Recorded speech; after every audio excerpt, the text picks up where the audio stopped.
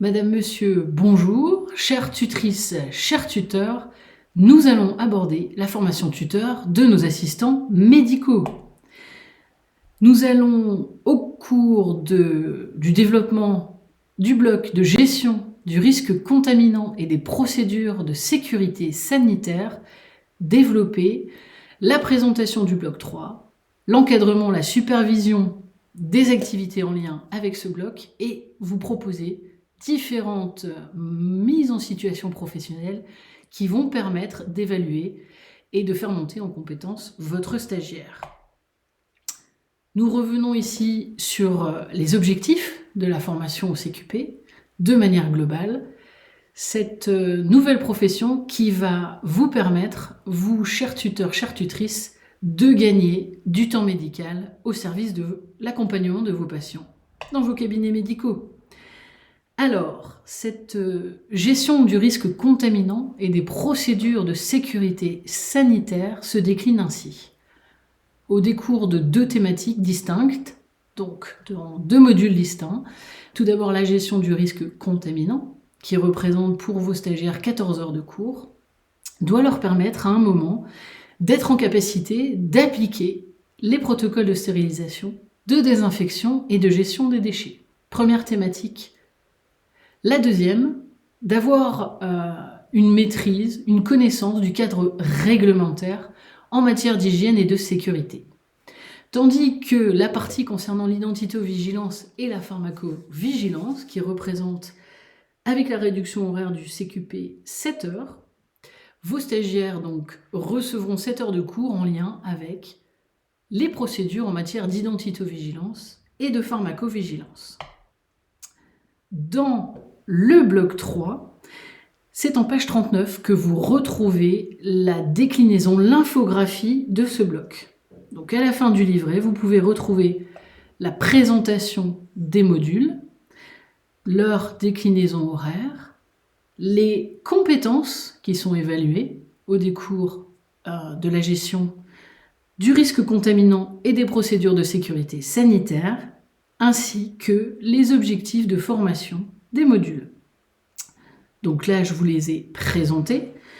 Prenons par exemple le troisième point, compétence de gestion du risque contaminant. Il s'agit de savoir gérer les déchets d'activités de soins à risque infectieux, ce que nous appelons plus communément les DASRI. Vos stagiaires seront donc informés des dernières recommandations en termes de gestion des DASRI. Ainsi, dans ce bloc, qui est composé donc de 3 jours, vous l'aurez compris, il n'y a plus de temps spécifique. L'idée, c'est de continuer d'alimenter le livret et de venir finalement le finaliser. Il ne doit plus y avoir de questionnement trop complexe à ce sujet et la finalisation est en ligne de mire.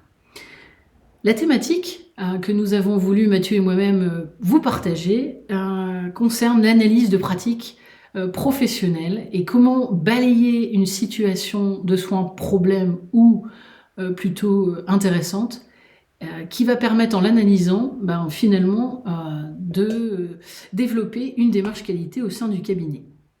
Ainsi, avec votre stagiaire, nous vous proposons de partager cette évaluation des bonnes pratiques en matière de gestion du risque infectieux au sein de votre cabinet. En réfléchissant autour d'actions qui sont réalisées dorénavant par votre assistant médical, notamment sur ces thématiques de risque infectieux, de gestion du risque infectieux, d'identito-vigilance et de pharmacovigilance, vous allez pouvoir vous questionner sur une mise en place, une déclinaison des connaissances partagées pendant les cours. Mais vous vous poserez peut-être certaines questions et vous vous questionnerez si finalement des freins existent et une certaine difficulté à la délégation de tâches éventuelles. Donc, dans le livret, les grilles à compléter se déclinent de cette façon. Votre stagiaire, en page 16, aura donc à compléter les tâches qu'il effectue en lien avec la gestion du risque contaminant. de l'identitovigilance et de la pharmacovigilance. Poursuivons. Votre grille à remplir par vous-même se situe en page 20. C'est-à-dire, prenons l'exemple, je vais alors ici, la deuxième compétence, nettoyer et désinfecter la salle d'examen en utilisant les produits et équipements adaptés au type d'examen effectué afin d'éviter tout risque de contamination et de permettre l'accueil du patient suivant. Donc, qu'est-ce qui a été mis en place dans votre cabinet? Quelle procédure? Comment a-t-elle été partagée? Est-elle encore en cours d'élaboration? Voilà. Où en êtes-vous? Est-ce que le stagiaire le fait de manière systématique et en pleine autonomie? Donc c'est maîtrisé. Et là, vous venez donc indiquer un point d'observation qui viendra argumenter votre point de vue qui a indiqué précédemment que la compétence était maîtrisée. Voilà comment travailler sur cette grille de la page 20 qui vous concerne, vous, chers tuteurs. En page 26, nous retrouvons les grilles d'évaluation écrites du bloc 3. À ce stade, il n'y a plus d'oral en lien avec ce bloc. La gestion du risque contaminant et des procédures de sécurité sanitaire n'est évaluée par l'école CHEM exclusivement que de manière écrite. C'est bien les parties que l'organisme de formation va remplir, elles ne vous concernent pas. Pour autant, vous pouvez les lire et venir vous inspirer des différentes compétences évaluées, des critères d'évaluation pour remplir peut-être vos grilles ou aider votre stagiaire à remplir les grilles qui le concernent. Voilà donc en page 27 la suite des évaluations écrites de ce bloc. Et donc je vous le disais, nous allons revenir un petit peu plus en détail sur la thématique de l'analyse de pratiques professionnelles. Mais de quoi s'agit-il? Alors c'est une démarche qui a été initiée notamment par un Anglais, Michael Balint, qui, comme on l'appelle, les casework, c'est-à-dire ces situations de travail qui, une fois partagées, qui ont été découpées, décrites par les participants, permettent de se questionner, de venir questionner la pratique, de venir comprendre pourquoi telle situation s'est passée de telle manière. Quels facteurs ont été mobilisés et qu'est-ce qui nous permettrait d'améliorer l'issue de cette prise en soin. Plusieurs précurseurs et plusieurs acteurs ont ainsi fait évoluer l'analyse de pratique, notamment John Dewey, qui, lui, au décours d'une approche réflexive, en a conclu que réinvestir les conclusions que l'on tire d'une situation permet de transférer des savoirs à la situation suivante. Et oui, l'évolution, l'idée c'est d'évoluer de situation en situation et de ne pas reproduire les mêmes erreurs, de rendre pérennes les conclusions qui ont été tirées des situations vécues. Donc, si l'on reprend là l'élément de conclusion finale, c'est vrai que développer le savoir analyser la posture réflexive, participer à la démarche clinique de formation permet finalement de travailler à l'amélioration continue de la prise en soin dans le cabinet. La deuxième méthode de balayage d'une situation en mode réflexif, c'est ce qu'on appelle le QQO-QCP. C'est une méthode sans doute plus universelle qui est très utilisée, c'est-à-dire qui a réalisé l'action, de quoi on parle, où cela s'est-il passé, à quel moment, comment, la manière dont se sont produites les choses et pourquoi, permet à un moment de balayer la situation et de pouvoir opérer une analyse pour imaginer des conclusions qui vont permettre l'amélioration de la prise en soin éventuellement. Donc l'idée c'est de se former, d'être en constante, en constante questionnement par rapport au savoir, aux spécificités par exemple d'un cabinet. C'est poursuivre son évolution professionnelle et sa construction dans son identité professionnelle. C'est se questionner et faire évoluer ses compétences en situation de soins mais c'est aussi finalement se donner le droit à l'erreur. Alors ici, je fais bien la différence entre ce que peut être une faute et une erreur, hein. La faute, c'est donc de manière intentionnelle, donc une action qui a amené à entraîner des conséquences, des préjudices, hein, pour un patient, tandis que l'erreur, c'est vrai qu'elle n'est pas intentionnelle, et l'ensemble des facteurs mobilisés ont amené malheureusement à la création d'un préjudice ou d'une incapacité ou autre. Donc toute cette démarche permet à un moment de travailler à la qualité de la prise en soin en cabinet.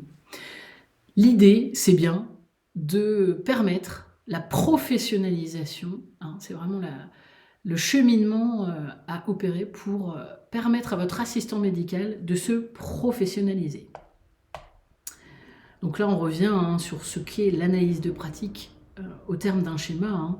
Donc c'est vrai que cette dynamique initiée au sein du cabinet, hein, peut vraiment prendre la forme d'un projet d'équipe, sous couvert que l'encadrement réalisé soit rigoureux et bienveillant, au décours d'enjeux éthiques et en pleine responsabilité, va permettre de travailler le projet d'amélioration des pratiques. Et tout ça au service d'une collaboration optimale au sein du cabinet. Donc là, l'illustration reprend la fameuse roue de Deming, hein, qui illustre la démarche qualité. C'est vrai que le fait de prévoir, planifier une action, de la réaliser, de la vérifier, va permettre cette amélioration continue de la qualité. Donc là, on revient, hein, sur d'autres verbes qui permettent de mobiliser ce que représente l'analyse de pratique, hein. Donc on vient bien agir, ensuite on décrit l'action, hein, qui a été menée, qui va permettre de l'analyser pour finalement théoriser et en tirer les conclusions qui vont permettre d'agir et d'améliorer la qualité. Alors pour mettre en place ces beaux concepts, hein, pour l'amélioration des pratiques professionnelles, il faut bien sûr être dans un climat de confiance et de respect. Pour autant, cela va également mobiliser chez vous, tuteurs, des notions comme le leadership, hein. C'est vrai que mettre en place ces différentes méthodes de management impose de les amener à terme, le leadership, le courage, le fait d'aborder certains sujets avec l'assistant médical, ce n'est pas toujours aisé. Pour autant, en utilisant l'authenticité, cela permet de permettre la collaboration, pourquoi pas la délégation, hein, la délégation de mission pour votre assistant médical. Donc là, on revient sur un autre schéma qui met en avant que le management n'est pas toujours chose aisée. C'est vrai qu'en fonction des équipes et des individualités que l'on manage, il y a quand même des nuances. Et en fonction de l'indépendance, de l'autonomie du salarié, du collaborateur, eh bien, le management peut prendre différentes formes. C'est vrai que si on a tendance à avoir une équipe qui est en grande dépendance, on aura tendance à être un petit peu plus directif. Alors qu'une équipe complètement indépendante va, elle, être force de proposition et va participer aux décisions. Alors, une équipe autonome, c'est quelqu'un à qui on pourra par exemple déléguer, faire confiance. On pourra lui laisser un champ de compétences dans la décision au moment de l'activité à réaliser.